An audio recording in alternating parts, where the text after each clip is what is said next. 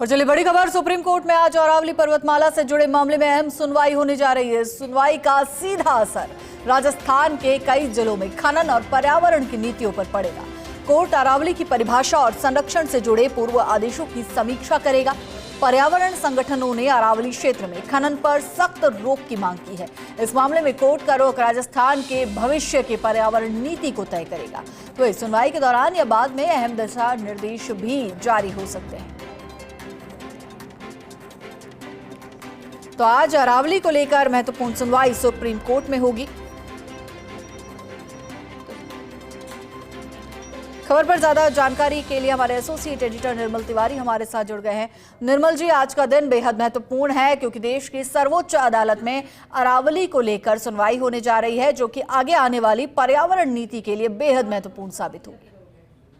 सुप्रभात हिमाद्री, निश्चित तौर पर देखिए सभी की निगाहें अरावली के मामले में सुप्रीम कोर्ट पर है, जिसमें आज सुनवाई होनी है, क्योंकि सुप्रीम कोर्ट ने खुद के ही 20 नवंबर के डिसीजन पर पिछले महीने जिस तरह से रोक लगाती थी और उसके बाद कहा था कि 21 जनवरी की सुनवाई में वो बताएंगे कि किस तरह से आगे के हालात क्या होंगे।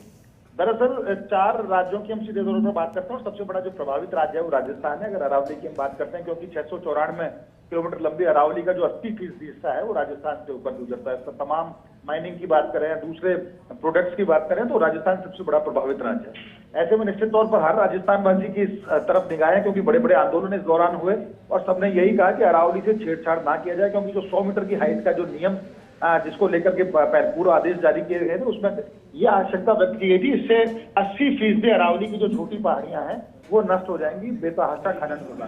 तो ऐसे में बड़ा संवेदनशील मामला है। आज सभी की निगाहें इस बात पर भी टिकी है, क्योंकि सस्टेनेबल माइनिंग मैनेजमेंट प्लान की बात डिसीजन में की गई थी। एमपीएसएम की, उसके अलावा आईटीएफआरई के द्वारा स्टडी कराने की बात की। चारों राज्य सरकारों से भी मांगा गया था कि उनके वहाँ किस तरह के हालात हैं।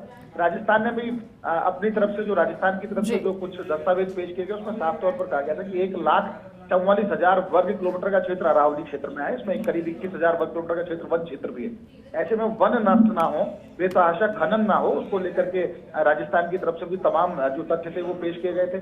आज की सुनवाई में देखना यह होगा कि सुप्रीम कोर्ट अभी और वक्त देता है इस मामले में, या फिर आज कोई नया डिसीजन सामने आता है, क्योंकि सबसे बड़ी चिंता 100 मीटर ऊंची पहाड़ी का जो रिचर्ड मर्फी का सिद्धांत है उसको लेकर के है। क्योंकि हालांकि सुप्रीम कोर्ट ने पिछले निर्णय में कहा था कि 100 मीटर की ऊंची पहाड़ी तो अरावली मानी जाएगी, साथ ही साथ 500 मीटर के क्षेत्र में उससे लगती हुई कोई दूसरी पहाड़ी भी अगर है और उसके बीच की तमाम पहाड़ियों को रेंज माना जाएगा, वहां भी खनन नहीं किया जा सकेगा।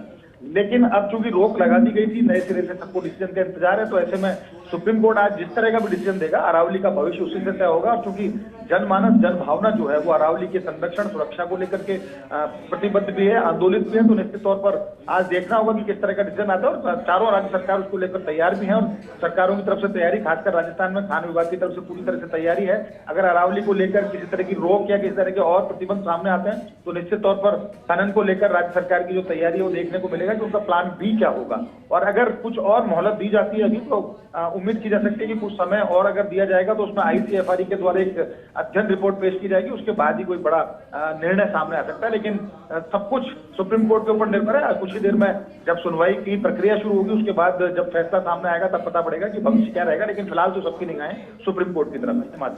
जी शुक्रिया निर्मल जी इस महत्वपूर्ण जानकारी के लिए।